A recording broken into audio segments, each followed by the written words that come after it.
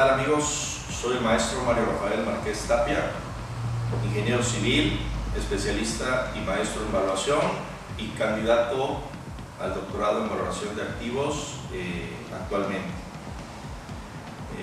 Me he desempeñado en la práctica de evaluación profesional desde el año 1989, propiamente estamos a 28 años de esa fecha, y alrededor de 25 años hemos estado participando en actividades gremiales en todos los temas relacionados con evaluación a nivel profesional, a nivel nacional en México, a nivel latinoamericano, a través de la Unión Panamericana de Asociaciones de Evaluación.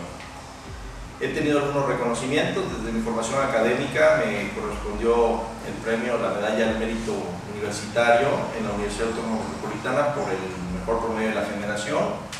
Y en el campo de la evaluación he tenido diversos reconocimientos en algunos congresos, especialmente a partir de 1995-1996, que fueron las dos primeras ocasiones en que presenté un trabajo técnico en la Asociación Nacional de Institutos Mexicanos de Evaluación, hoy la FECOVAL. Me correspondió obtener en ambos casos el primer lugar al mejor trabajo técnico que se presentó en aquellos congresos. De ahí en adelante me he dedicado a participar activamente. Tengo ininterrumpidamente asistiendo a los congresos de FECOVAL desde el año 1990, Dios mediante en unos días que estaremos en Tampico, estaremos cumpliendo nuestro 28º congreso de manera consecutiva. He participado en estos 25 años a partir de mi primer contacto en UPAP, que fue en el año 92, en 13 congresos panamericanos. Actualmente me desempeño como director general de evaluación organizada, que es una unidad de evaluación con registro en la Sociedad Hipotecaria Federal en México. Es de las primeras unidades, obtuvo su registro en noviembre del 2003 y desde esa fecha funjo como director. Actualmente realizamos alrededor de 40,000 avalúos al año, la mayoría de ellos en materia inmobiliaria, pero también atendemos avalúos agropecuarios, de negocios, empresas en marcha, derechos de vía, intangibles, maquinaria y equipo, y bueno, cualquier rama de la evaluación a través de la empresa. Tenemos un padrón amplio de 150 evaluadores profesionales de muy reconocido nivel. Tenemos también el reconocimiento como socios afiliados, bueno, en primera instancia al Colegio e Instituto Mexicano de Evaluación de Córdoba y Orizaba, al Colegio de Evaluadores de México, y a nivel internacional soy socio de la American Society of Appraisers y de la Appraisal Institute de Estados Unidos. Me ha tocado desempeñar algunos cargos como presidente de la Asociación Nacional de Institutos Mexicanos de Evaluación en el año 1999, concluyendo mi periodo en el 2001. En esa oportunidad generamos unos importantes cambios en lo que es la evaluación en México. Nos correspondió llevar a la asociación a lo que hoy es la Federación de Colegios. También logramos el registro del primer colegio de evaluadores en la Secretaría de Educación Pública, en la Dirección General de Profesiones, el Colegio de Evaluadores de México, del que soy presidente fundador. Obtuvimos el registro F309 en el año 2000. En esa época la evaluación no era como es en la actualidad. Teníamos un registro de Comisión Nacional Bancaria. Precisamente durante la gestión en la que nosotros estuvimos al frente de ANIMBAC, ese registro desapareció y se transfirió a los bancos, dando un poco más de independencia a los evaluadores profesionales. Logramos firmar el primer convenio con la Dirección General del Patrimonio Inmobiliario del Gobierno del Distrito Federal o de la Ciudad de México actualmente. Con ese convenio la Federación ha sido autosuficiente, la FECOVAL, a partir de esa fecha y hasta este momento, con una serie de trabajos que se encomiendan en diferentes áreas y especialidades de evaluación.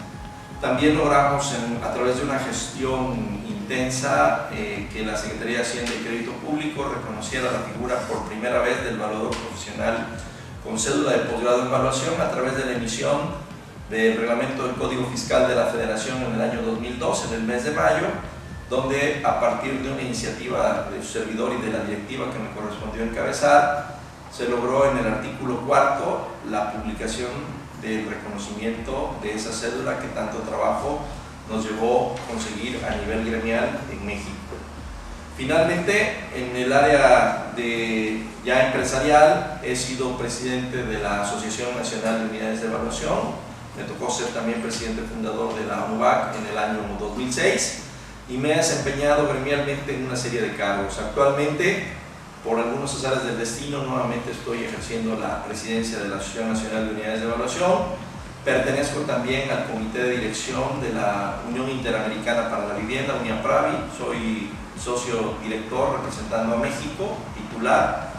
Y bueno, creo que de alguna manera quienes me conocen saben que durante estos casi 30 años de ejercicio, que realmente pues egresé en 1987 y tuve la fortuna de contar con mi registro de Comisión Nacional Bancaria a partir del 89, desde esa fecha normalmente me he dedicado a la evaluación, todas sus áreas, empezando primeramente por inmuebles y ya después con alguna serie de capacitaciones, formación profesional, experiencia y a través de mi trayectoria profesional hemos logrado desempeñarnos también a título personal como evaluadores de maquinaria de equipo y de negocios. Sin embargo, en la empresa que les digo que dirijo, que es Evaluación Organizada, atendemos cualquier tipo de evaluación, obviamente siempre con el respaldo de un profesional calificado en la materia. Agradezco la oportunidad que me brinda el Instituto de Evaluación para realizar esta entrevista y espero que sea de utilidad para la gente afiliada a este instituto y en general para cualquier persona que esté interesada en la evaluación. ¿Qué es? Mira, la evaluación es la ciencia, la especialidad que se encarga propiamente de estimar el valor comercial que tiene cualquier bien. Podemos hablar, si quisiéramos de alguna manera, de especialidades, de ramas en que se divide, pues deberíamos más o menos trabajar por tipo de activos, ¿no? De hecho, incluso el nivel más alto de capacitación que yo conozco actualmente a nivel global es el doctorado en valoración de activos. De hecho, lo imparte la Universidad Politécnica de Valencia. Y en este caso, pues en activos podríamos catalogar desde los tangibles, los intangibles. En las especialidades podríamos hablar de que dentro de los tangibles podemos hablar de evaluación de inmuebles, evaluación de maquinaria y equipo, evaluación agropecuaria, ¿sí? Evaluación de obras de arte y cualquier otra actividad especializada que tenga relación con la estimación del valor comercial de los bienes. En cuanto a los intangibles, bueno, pues muchas veces tenemos marcas, patentes, algún eslogan o lo que llaman un promocional, y todo lo que es una insignia, una imagen que puede generar valor, está contemplado como un intangible. Y tendríamos también la otra posibilidad, que es la evaluación de negocios en marcha, de alguna manera, que es la que nos permite conocer el valor de una empresa. Sin embargo, en la operación de la vida real te encuentras que muchas veces el negocio en marcha, cuando te piden evaluarlo, se encuentra en diferentes circunstancias y lo menos que está en algunas ocasiones cuando ya está en remate, pues es una empresa simplemente, y entonces el trabajo se reduce en la evaluación de activos. En resumen, yo creo que las especialidades las reconocen las autoridades en función del tipo de activo que se va a evaluar y hay posibilidad de evaluar cualquier bien que sea comercializable en el mercado. Yo creo que en México tenemos un alto nivel de desarrollo en lo que es evaluación profesional. Creo que somos referentes a nivel mundial debido a que hemos llevado nuestra especialidad y nuestra actividad profesional a nivel universitario, ¿no? Hay muchos países en el mundo donde no se requiere forzosamente contar con un registro, con una capacitación académica formal en una universidad para ejercer la actividad como evaluadores. Sin embargo, México en ese sentido no tan solo ha llegado a ese nivel, sino que ha implementado programas de especialidad, de maestría en muchas universidades. Hemos tenido convenios para incluso realizar doctorados algunos de nosotros, y eso incluso llevado a América Latina, pues creo que de alguna manera ha sido un referente, ¿no? De alguna forma hemos podido participar evaluadores mexicanos en algunos otros países, digamos que a título personal, Perú, Costa Rica, El Salvador, transmitiendo la capacitación que nosotros hemos llevado formalmente aquí en México. A nivel de América Latina yo creo que también tenemos áreas de oportunidad. Hay países muy desarrollados en temas de evaluación como Brasil, como Venezuela, como Colombia, y de alguna manera en otros casos como Argentina se ha hecho un poquito más o se ha desarrollado más la evaluación a nivel fiscal, a nivel de tribunal de tasaciones, por ejemplo. En España, que muchas veces lo contamos como América Latina, pues se desarrolla a través de empresas de evaluación. Básicamente las sociedades de tasación son las que de alguna manera desempeñan ese rol, ese trabajo. Y entonces en general, para ver el tema del desarrollo de nuestra actividad en México y en América Latina, también podríamos hacer una referencia con lo que pasa en Estados Unidos, en Canadá y en los países desarrollados, donde generalmente se trabaja más bien con una certificación de una agrupación, de una sociedad de evaluadores reconocida localmente, en este caso a nivel nacional. Sin embargo, creo que el desarrollo y el desempeño que hemos tenido en México y en América Latina es bueno, y hay muchas áreas de oportunidad que podríamos todavía explorar para tener un reconocimiento adecuado para el evaluador de acuerdo al nivel de capacitación que tenemos actualmente en nuestro país. Una unidad de evaluación es una empresa que cuenta con una autorización de parte, en el caso de México, de la Sociedad Hipotecaria Federal. Debe cumplir ciertos requisitos administrativos, técnicos, de recursos humanos, materiales, incluso de sistemas, de tecnología, que le permiten tramitar en función de la normativa que está establecida en las reglas de carácter general para la evaluación de inmuebles objeto de crédito garantizado a la vivienda, un registro en el que de alguna manera la unidad de evaluación debe estar integrada por un mínimo de 10 evaluadores, de los cuales 2 de ellos como mínimo deben ser controladores, debe reunir un capital social mínimo y contar con un consejo de administración preferentemente que tenga experiencia en la materia. De alguna manera las unidades de evaluación se podrían clasificar en unidades de evaluación locales, regionales o nacionales. Al menos en nuestro caso es la forma en que nosotros haríamos una clasificación.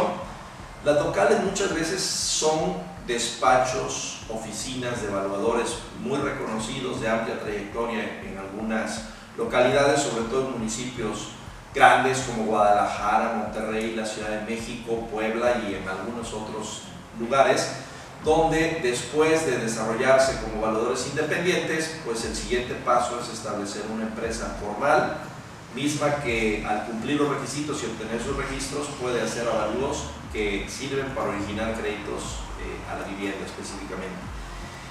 A nivel operativo, creo que la mejor figura es la de una unidad de evaluación nacional que tenga cobertura en todo el país, en este caso en todo México, de tal forma que bueno, tengamos la posibilidad de atender clientes corporativos como son los diferentes bancos e instituciones y entidades financieras, el propio Instituto del Fondo Nacional de la Vivienda para los Trabajadores o el Fondo de Vivienda del ISSSTE, ¿no? E incluso de las Fuerzas Armadas, el ISFAM, y a nivel general, público en concreto que nos puede solicitar un avalúo. La forma en que opera es a través de una serie de evaluadores y controladores diseminados o distribuidos en el territorio nacional. Hay 2 esquemas, hay un esquema donde puedes estar estos evaluadores a nómina, generalmente están en un trabajo por actividad específica donde tú le asignas a ese evaluador o recibes como evaluador un avalúo, lo atiendes, lo desarrollas y por proyecto determinado te van asignando trabajo. La operación yo creo que más eficiente y la que se apega a mejores prácticas es aquella donde realmente el evaluador y el controlador son independientes y donde de alguna manera la tarea y lo que vendría siendo la aportación al producto que le da una unidad de evaluación a estos avalúos no es tan solo la firma del controlador, sino es la plataforma tecnológica en la que se desarrollan los avalúos, la base de datos con la que cuenta, los modelos para revisar esos trabajos y de alguna forma la metodología y la técnica evaluatoria que se aplica. En función de esto, creo que el mejor modelo y la mejor práctica de mercado es un evaluador independiente con un controlador centralizado que se apegue a los procedimientos y normas internas de una unidad de evaluación y que permita emitir valores, emitir de alguna manera opiniones certeras y apegadas. Mira, yo creo que incluso de acuerdo a las reglas deberíamos hablar de evaluadores profesionales y unidades de evaluación. Yo creo que es al menos lo que nosotros vemos en nuestra empresa es una sociedad, ¿sí? Una unidad de evaluación sin evaluadores no puede realizar avalúos. Y también de alguna manera en el tema de crédito garantizado y bajo reglas de carácter general relativas a la evaluación de inmuebles objeto de crédito garantizado a la vivienda, un evaluador independiente no podría realizar un avalúo sin el respaldo y la certificación de una unidad de evaluación. En ese entendido, yo siempre he visto esto como una sociedad, ¿no? Como un matrimonio. De alguna manera siempre tenemos que estar tratándonos como pares, ¿sí? Si de alguna forma nosotros como empresa realizamos un desarrollo de un formato, una metodología para desarrollar o para realizar y atender un avalúo, asimismo debemos respetar los criterios, la investigación de mercado que un evaluador puede de alguna manera realizar, y bueno, la vinculación es estrecha, ¿sí? Finalmente nosotros en el caso de nuestra empresa dependemos de un evaluador calificado, profesional, ético, responsable y apegado a la normativa. En ese sentido, como unidad de evaluación, el ideal es contar con un evaluador que cumpla con esas características. Si me visualizo como evaluador profesional, lo que yo quisiera de una unidad de evaluación con la que yo trabajara es que me brinde una buena plataforma, un sistema que me permita estar o ser competitivo con el resto de unidades de evaluación, o por qué no estar adelante del resto de empresas que realizan avalúos, ¿sí?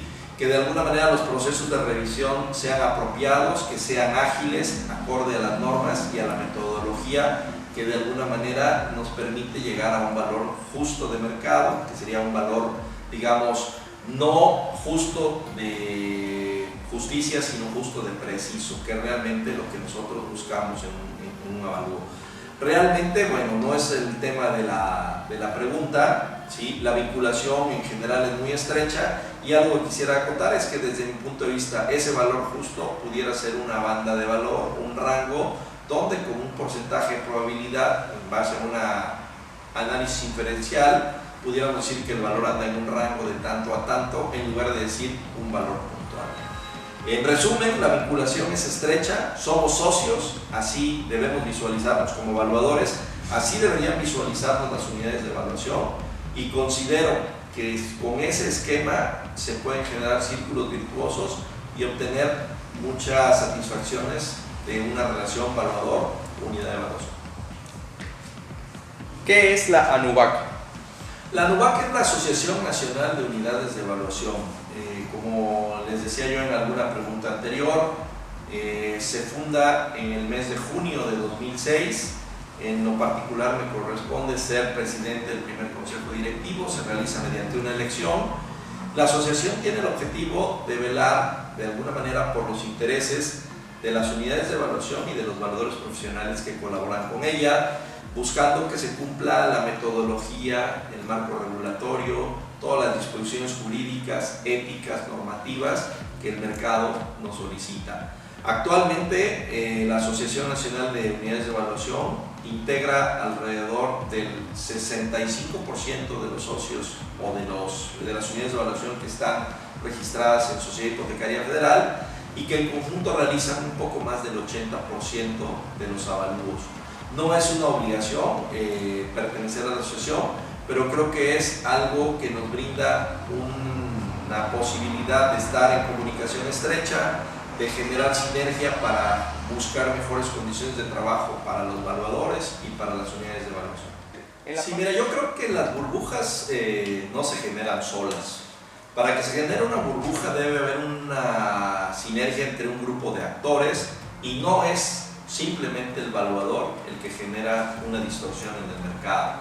Definitivamente, si nosotros como evaluadores no realizamos nuestra actividad de manera ortodoxa, correcta, conforme a lo que señalan las reglas y los códigos de ética, podemos generar una situación de este tipo.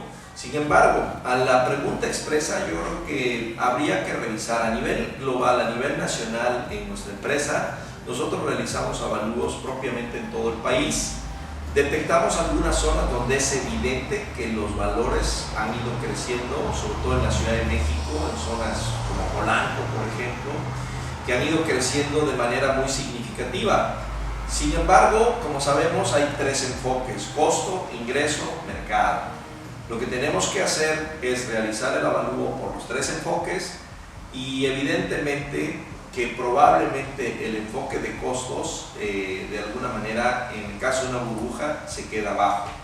El enfoque de mercado y el ingreso serían algunos enfoques que nos permitirían generar una conciliación de valores y respaldar de alguna manera con los ingresos ese potencial que tiene el valor de mercado.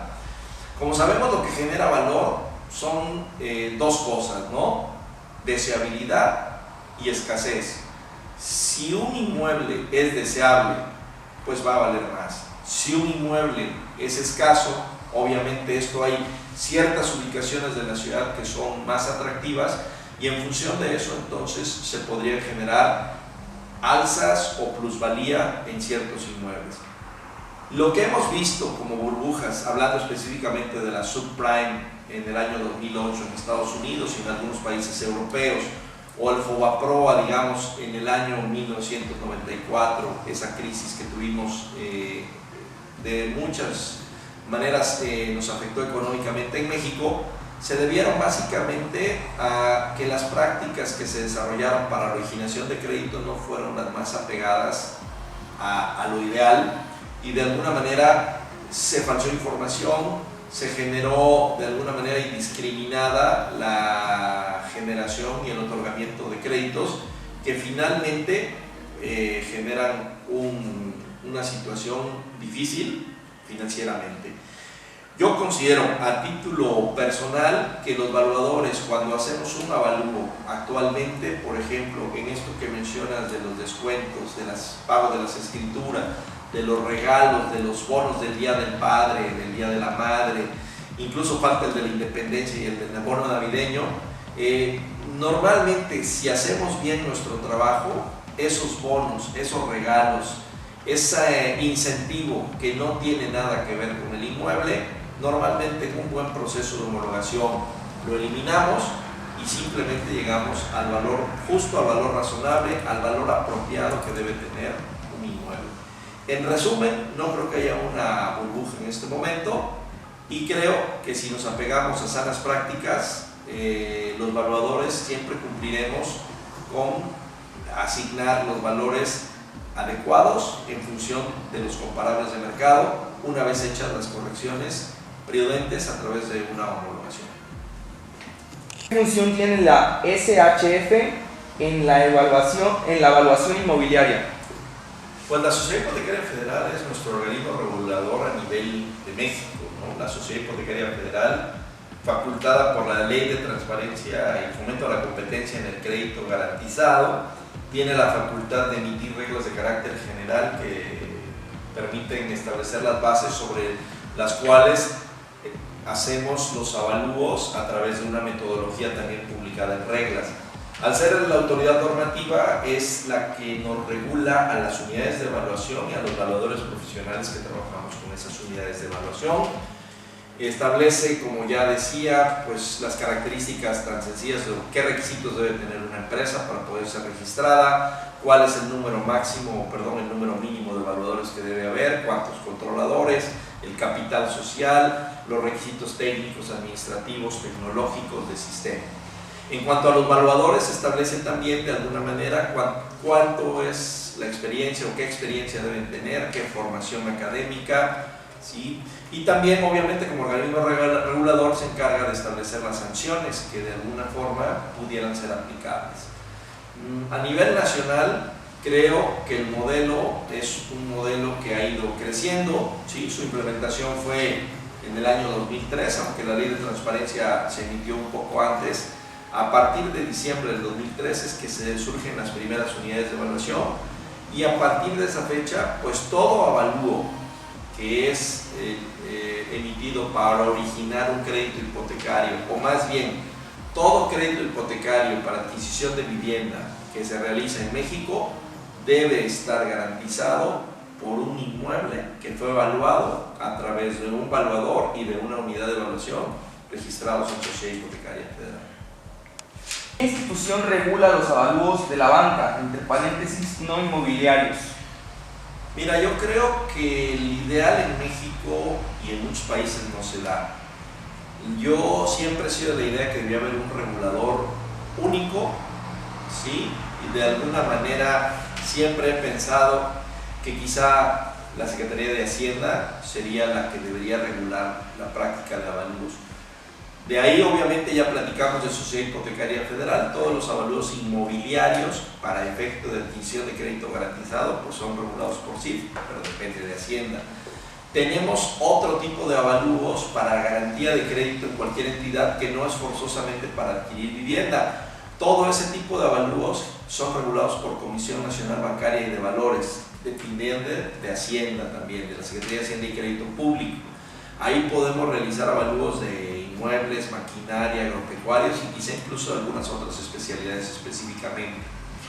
En el caso de los bienes nacionales, pues es regulado por el Instituto Nacional de Administración y Avalúos de Bienes Nacionales, INDABIN, también dependiente actualmente de Secretaría de Hacienda y Crédito Público. Creo que se ha ido ordenando ese tema y obviamente si lográramos nosotros que la metodología, al menos a nivel federal, y la regulación fuera regulada por un ente superior, podríamos tener un registro único para realizar nuestra actividad profesional.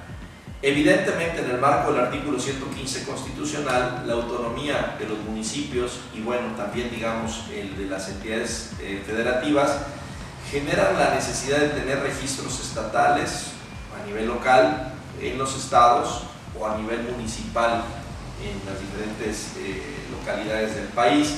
Entonces, podemos tener diferentes entes. En el caso de avalúos fiscales, normalmente quien regula la realización de avalúos, aunque en este caso son totalmente inmobiliarios, es la dirección en el caso de patrimonio, la Secretaría de Finanzas o la autoridad normativa en cada uno de los estados y municipios que se encarga de ver cuestiones presupuestarias, tributarias, fiscales y prediales. En resumen, te diría que puede haber muchos entes que regulan. INDABIN, o sea, el Instituto de Administración y Avalúos de Bienes Nacionales, la Comisión Nacional Bancaria, incluso la Comisión Nacional de Seguros y Fianzas, que no la había mencionado, y cualquier organismo estatal que tenga que ver con temas de fiscalización. Finalmente, hay algún otro tipo de avalúos que hacemos o para fines precisamente fiscales, para garantizarle a la Secretaría de Hacienda un crédito fiscal, o bien ya para procesos judiciales. Ahí son los tribunales, básicamente el poder judicial del Estado, el poder judicial de la Federación, quien emite reglas específicas para realizar los avalúos. Y tenemos todavía el ámbito de los corredores públicos, que a través de una ley específica están perfectamente facultados para hacer cualquier tipo de avalúo en materia mercantil. Ahora bien, si nosotros como evaluadores profesionales buscáramos algo similar, pues la propia ley de profesiones, de alguna manera, dentro de las especialidades, al emitirnos una cédula para ejercer profesionalmente la actividad con efectos de patente, como especialistas o maestros en evaluación, o incluso doctores en evaluación, podríamos generar de alguna manera una regulación universal en la que de la mano la Secretaría de Educación y probablemente con Hacienda o con Economía pudieran emitir una reglamentación que fuera universal, al menos a nivel federal, y que permitiera un registro único, como existe, por ejemplo, en Colombia, el Registro Nacional de Evaluador.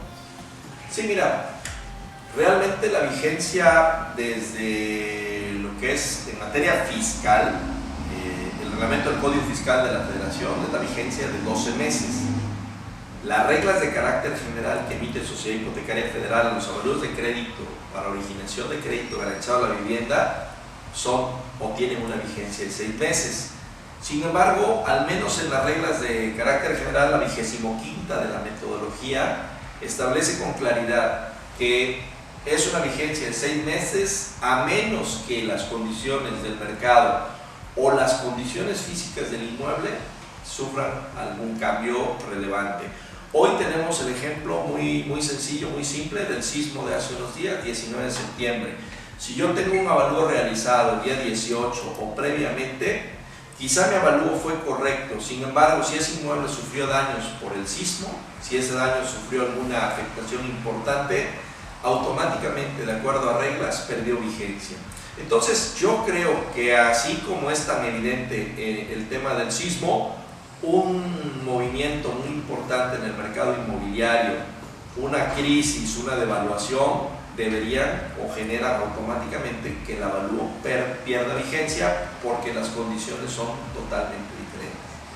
Creo que la experiencia que tenemos más relevante, al menos en mi caso particular, es la crisis de diciembre de 1994, cuando el secretario de Hacienda en aquel momento amplía la banda de flotación del dólar y se viene una crisis financiera de efectos catastróficos para la economía mexicana, pues los avalúos que teníamos nosotros realizados automáticamente perdieron vigencia. Muchos pensaron, y de hecho incluso actuaron en función de que se podría haber dolarizado la economía. Sin embargo, resulta que la recesión económica, la falta de liquidez, en lugar de generar un incremento en los valores, les generó una minusvalía. Entonces, cualquier cambio en el mercado, cualquier cambio por un siniestro, por una catástrofe meteorológica o un terremoto como acaba de suceder, hace que el avalúo pierda su vigencia. Y si las condiciones se mantienen normales y vigentes, en las mismas condiciones que cuando se realizó el avalúo, en condiciones estables económicas como tiene nuestro país, pues la vigencia puede ser de 6 a 12 meses sin mayor problema. ¿Qué metodología o procedimiento utilizas para el cálculo de un valor residual de un terreno para un centro comercial? Mira, realmente no podríamos definir que un terreno es específicamente o debe ser específicamente destinado a un centro comercial. Por eso se tiene que realizar el análisis del valor, o más bien el análisis del mayor y mejor uso de ese terreno. Evidentemente, si está en una zona, en una vialidad de alta frecuencia, de mucho flujo vehicular, en una zona céntrica, en una zona de potencial desarrollo comercial, pues un centro comercial es viable.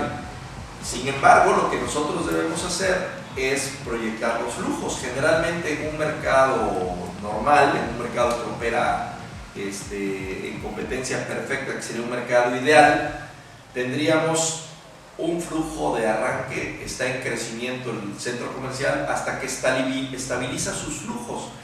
Nosotros deberíamos hacer un análisis residual, pero ya con el flujo estabilizado. Y de alguna manera, si hacemos un análisis a conciencia, tenemos que considerar ese proceso de consolidación del propio desarrollo, en este caso comercial.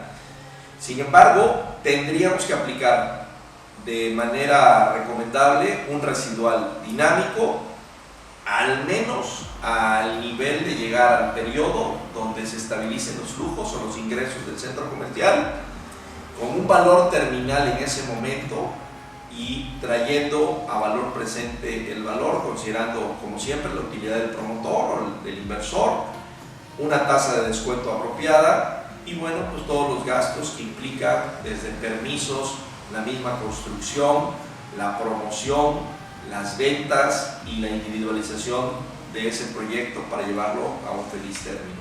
En general y en resumen, para un terreno con vocación de un centro comercial, tendríamos que realizar un mayor y mejor uso, un análisis de mayor y mejor uso y hacer un residual dinámico con flujo estabilizado. ¿Explicar qué es el valor de rescate de un inmueble en un flujo de efectivo al final de su vida económica? Sí, claro. Mira, yo creo que el valor de rescate, en este caso, difícilmente lo vamos a utilizar en un flujo de efectivo. Normalmente para un inmueble que se analiza con flujos estaríamos hablando de una plaza comercial, estaríamos hablando de un hotel. Lo recomendable por el tema de proyecciones no es irnos a la perpetuidad. Al no irnos a la perpetuidad yo no llegaría al valor de rescate. Cuando mucho llegaría yo de alguna forma a una remodelación, a una reconstrucción, a un reemplazo, en el caso de los hoteles, de todo el mobiliario, que por política pues normalmente no se da más allá de 5 años. Yo veo difícil que lleguemos al valor de rescate. Sin embargo, si en algún momento tuviéramos que hacer esto en un análisis de flujo efectivo, pues tendríamos que visualizar dos cosas. Evidentemente, el terreno va a permanecer a perpetuidad, ¿no? El terreno sería parte del valor de rescate y en función del tipo de proyecto, nosotros podríamos evaluar si ese proyecto, al término de su vida económica, de menos sería útil la estructura o si de plano habría que demolerla. Si la estructura es útil, sí consideraríamos al menos esa porción del valor de reposición o del costo de reposición del inmueble como valor de rescate. Si la estructura va a ser obsoleta al momento en que llegue a su término el análisis de flujo de efectivo, pues simplemente el valor de rescate sería el valor del terreno menos el costo de demolición y remoción de escombro. Bueno, creo que para evaluar empresas, como en cualquier bien, ¿sí? Estamos evaluando derechos de alguna manera, estaríamos evaluando los títulos accionarios. Cuando hablamos de una empresa, sobre todo bajo criterio de negocio en marcha, una empresa operando, tenemos tres posibilidades, ¿no? Tenemos el enfoque de costos, el enfoque de ingreso y el enfoque de mercado. Si realmente es un negocio en marcha que produce utilidades, tendremos que irnos por ingreso o tendremos que irnos por mercado. Si nos vamos por el enfoque de ingreso, pues propiamente tendríamos que trabajar con un flujo de efectivo descontado, conociendo todas las posibilidades de operación de la empresa, sus ingresos, sus costos operativos. De alguna manera llegaríamos a lo que sería la utilidad, deduciendo impuestos, deduciendo los costos financieros, generamos un diagrama de flujo, lo traemos a valor presente. Tendríamos que hacer un análisis del potencial crecimiento que puede tener esa empresa, de los riesgos que implica por su tamaño, por su sector y una serie de situaciones, y llegamos a un análisis de flujo efectivo descontado y con eso llegamos al valor por el enfoque de ingresos. Si nosotros tenemos información de mercado, podemos ir también a un enfoque comparativo, donde lo que hacemos es comparar múltiplos o razones financieras. Digamos que en un momento dado podríamos tener empresas que ya se vendieron y que conocemos cuánto es el volumen de ventas y en qué valor se vendieron. Entonces simplemente, o algunas de sus razones en cuanto a flujo libre de impuestos, deuda, depreciación, amortización, de alguna forma nosotros podríamos establecer un múltiplo de una empresa que ya se vendió o bien de una empresa que cotiza en la bolsa. Hay un método que se llama transacciones, que sería el de las que ya se vendieron. Hay un método de empresas guía, que es básicamente empresas que cotizan en bolsa del mismo sector y que con ajustes por tamaño, por riesgo, en base a lo que es propiamente una homologación, pudiéramos generar un valor de mercado. Y si nos vamos incluso a metodologías que se han probado, que son eficientes, pues tendríamos el caso de un análisis de valoración analógica, por ejemplo, en el que con un análisis estadístico, de acuerdo a una metodología desarrollada, pues yo la conozco realmente de España, alguien de los precursores, el doctor Vicente Caballer, pues puedes hacer un análisis estadístico en el cual, en función de ciertas variables, desarrollas un modelo econométrico y obtienes el valor de la empresa. Si nos vamos al momento en que la empresa ya no opera, ya no es rentable, tiene más deuda, pues lo más lógico es que esa empresa pues está en términos de liquidarse. Entonces en este momento, si incluso llegara a un concurso mercantil, generalmente aplicamos el enfoque de costos en función de estados financieros, con todas sus correcciones y actualizaciones, llegamos al valor del capital contable, que de alguna manera es el que nos permitiría dar el valor de una empresa que ya no opera. Creo que hay diversas metodologías, hay diferentes enfoques, pero al menos lo que hacemos nosotros cuando hacemos el evaluación de una empresa es analizar estas expectativas y con ellas tener 2 o 3 aproximaciones del valor, 2 o 3 referencias del valor, que finalmente nos permiten concluir el valor de mercado o comercial de esa empresa y de sus títulos accionarios. Bueno, mira, como ya lo dije en la pregunta anterior, realmente pues tendríamos que considerar aspectos contables, financieros, todas las patentes, marcas, derechos intangibles que tenga la empresa básicamente registrados.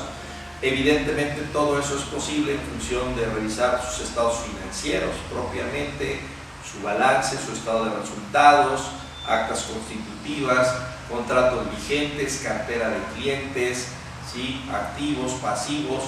De alguna forma la metodología en que se evalúa una empresa implica aplicación de enfoque de ingreso y de mercado si la empresa está en marcha. Si la empresa ya no opera o está en vías de una liquidación, un concurso mercantil, probablemente tengamos que ir por un enfoque de activos. Creo que en resumen esa es la metodología a grandes rasgos que debíamos utilizar para evaluar a la empresa. Yo creo que, como decía en una pregunta anterior, en México tenemos un alto nivel de capacitación en comparación con los evaluadores, incluso a nivel global. En México contamos en primera instancia con licenciados en ingeniería civil, arquitectura, ingenieros mecánicos, o sea, tenemos una licenciatura de base de partida. Actualmente, para ejercerla, la reglamentación vigente en la mayoría de casos te solicita un posgrado en evaluación y específicamente en el área que vas a incursionar: inmuebles, maquinaria, agropecuarios, intangibles, ambientales. Y yo considero que de alguna forma no va a tardar mucho en que en alguna universidad mexicana se implementen ya programas de doctorado. Actualmente los doctores que habemos o que hay en México son egresados de universidades, sobre todo españolas, pero creo que la capacitación ha sido una de las referencias importantes que ha posicionado a nuestro país como a la vanguardia a nivel mundial. En ese sentido, ha tenido mucho que ver la Federación de Colegios de Evaluadores, antiguamente la Asociación Nacional de Institutos Mexicanos de Evaluación, que fue la que empezó a promover la capacitación. Y actualmente, bueno, hay diversas instituciones y entidades que participan. Evidentemente, esto es algo que corresponde a las instituciones de educación superior. Evidentemente, aunque nosotros como gremio realicemos cursos, creo que eso se da en actualización continua. Eso es importante para la experiencia y la práctica. Sin embargo, la formación profesional siempre será mejor si se da a través de universidades. Bueno, como decía ya también anteriormente, la capacitación continua, ideal para un evaluador y para cualquier profesionista que está en el ejercicio, precisamente permite actualizar nuestros conocimientos, conocer nuevas técnicas, nuevas metodologías, implementar los sistemas que se vienen desarrollando y todo lo que se refiere a innovación tecnológica, porque finalmente, como sabemos, en todas las áreas, en todas las materias, la innovación tecnológica es relevante para efectos del ejercicio profesional. La capacitación continua debe ser formal, debe ser medida de alguna manera en función del desempeño profesional de cada uno de los evaluadores, y creo que incluso México en ese sentido ha implementado buenos programas.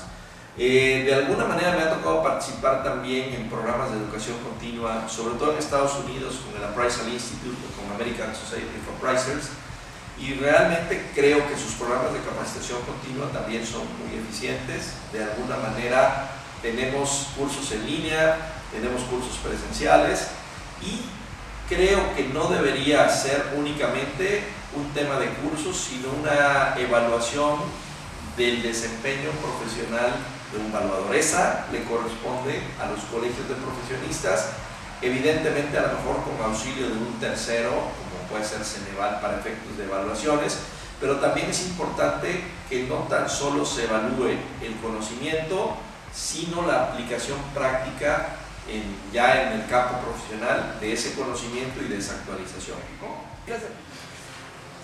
La certificación MAI es una acreditación que emite el Appraisal Institute de Estados Unidos. En lo particular, nosotros ya cumplimos la currícula de materias, ya tenemos, digamos que el 90%, y el único punto que falta es, por ejemplo, demostrar tu experiencia profesional y presentar una evaluación al final, unos trabajos que te validan. De alguna forma, es una certificación que da el Appraisal Institute para la gente que está capacitada, calificada, evaluada y certificada por ellos para hacer avalúos inmobiliarios de cualquier especialidad, digamos vivienda o habitacional, centros comerciales, lo que ellos llaman retail, que es comercio en general, oficinas, bodegas, naves industriales. Un evaluador certificado MAI puede hacer cualquier tipo de avalúo en ese sentido. También hay otra certificación que es la SRA o Senior Residential Appraiser. Esa certificación es únicamente para evaluadores que trabajan en materia de inmuebles. En ese sentido, en México no puede ser aplicada porque no está en concordancia con la legislación mexicana. La legislación mexicana nos solicita para desarrollar un avalúo tener una cédula profesional o bien tener un nombramiento como corredor público. Sin embargo, en el mercado, cuando en algunas ocasiones los clientes vienen de Estados Unidos o de algún otro país, es común que te pidan un avalúo certificado por un evaluador con registro MAI. En ese momento es cuando tiene aplicación de utilidad, porque finalmente el que va a fondear un crédito, el que va a fondear un proyecto, es una entidad financiera con sede en Estados Unidos o en algún país fuera de Estados Unidos, pero que tiene reconocida certificación, y son las ocasiones en que nosotros hemos tenido oportunidad de hacer uso de esto. Yo creo que la ética es fundamental, debemos enfocarnos en hacer el trabajo como debe ser, reportar lo que vemos, evaluar lo que nosotros consideramos que es lo justo en función del mercado que podemos encontrar. En ese sentido, creo que el evaluador tiene que ser ético totalmente. No podemos hablar de un evaluador que es 99.9% ético. En todas nuestras acciones, en todas nuestras actividades, en todos nuestros reportes, es conveniente que apliquemos los preceptos de un buen ejercicio de nuestra profesión, reportando lo que vemos y de alguna manera, aunque la evaluación no es una ciencia exacta, pues de alguna forma tratando de llegar al valor justo, al exacto, al preciso que debemos reportar para un inmueble. Si bien puede ser una banda, si bien puede ser en función de una inferencia estadística un rango de valores, es muy importante que nuestros reportes se encuentren siempre dentro de esa banda, dentro de ese rango, si hacemos bien las cosas. Yo combino a mis compañeros, y en general no tan solo a nivel México, a nivel Latinoamérica, a que se concienticen que una mala acción, una negligencia, un sesgo en nuestros reportes pueden quebrantar el patrimonio de una familia, pueden quebrantar el patrimonio de una empresa y generan situaciones que difícilmente pueden ser de alguna manera solucionadas si nosotros tenemos un comportamiento que se aleje de las sanas prácticas y de los preceptos del Código de Ética Profesional del Evaluador y de las diferentes instituciones. En particular, creo que el Código de la Federación de Colegios de Evaluadores, el Código de la Asociación Nacional de Unidades de Evaluación, el Código de Ética de Sociedad Hipotecaria Federal y del Infonavit son buenos referentes para que nos pongamos al día en cuáles son sus preceptos básicos. ¿Dónde podemos contactarte? Mira, soy el maestro Mario Rafael Márquez Tapia, como te decía, tenemos nuestro sitio web, es valor.com.mx, mi correo particular, avaluos@valor.com.mx. En general, estamos inmersos en capacitación, estamos inmersos en publicación de algunos libros. Ustedes se dirigen a ese portal www.valor.com.mx, pueden encontrar algunas publicaciones y algunos elementos que también les servirían de referencia para trabajar. Cualquier consulta, cualquier asesoría, con gusto, estamos a sus órdenes.